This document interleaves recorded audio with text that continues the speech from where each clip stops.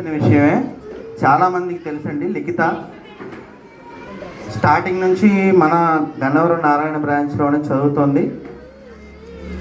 వాళ్ళ యొక్క తల్లిదండ్రుల యొక్క సహకారం, పాపలో ఉన్న టాలెంట్ని గుర్తించి క్లాసికల్ డ్యాన్స్ మీద తనకున్న ఇంట్రెస్ట్ని తెలుసుకొని అనేక రకాల ప్రోగ్రామ్స్లో ఈ పాప ఇప్పటి వరకు పార్టిసిపేట్ చేయడం జరిగింది.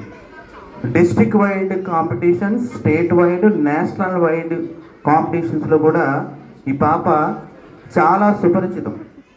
Well popular girl. Nandi awards, state wide awards, తర్వాత నేషనల్ అవార్డ్స్ కూడా ఈ పాప సొంతం చేసుకుంది. ఈ విషయం చాలా తక్కువ మందికి తెలుసు.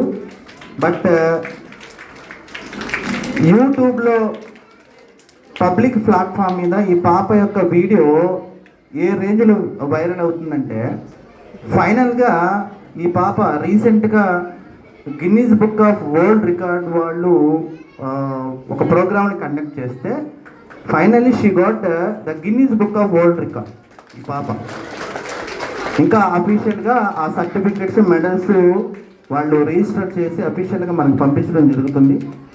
ఫైనల్గా ఈ పాప కోరిక ఏంటంటే, మన ఫౌండర్ సార్ నారాయణ గారి సమక్షంలో, మన చీఫ్ మినిస్టర్ చంద్రబాబు నాయుడు గారి సమక్షంలో ఈ పాప తన డ్యాన్స్ పర్ఫార్మెన్స్ని ప్రదర్శించాలని చాలా చాలా కోరికగా ఉంది.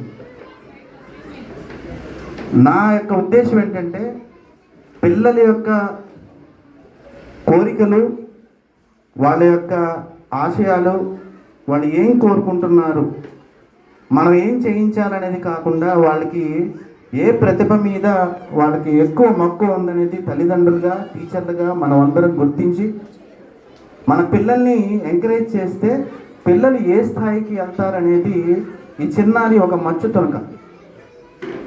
సో మన పిల్లల యొక్క ప్రతిభని మనం గౌరవించాలి. అది కనీసం మన బాధ్యత.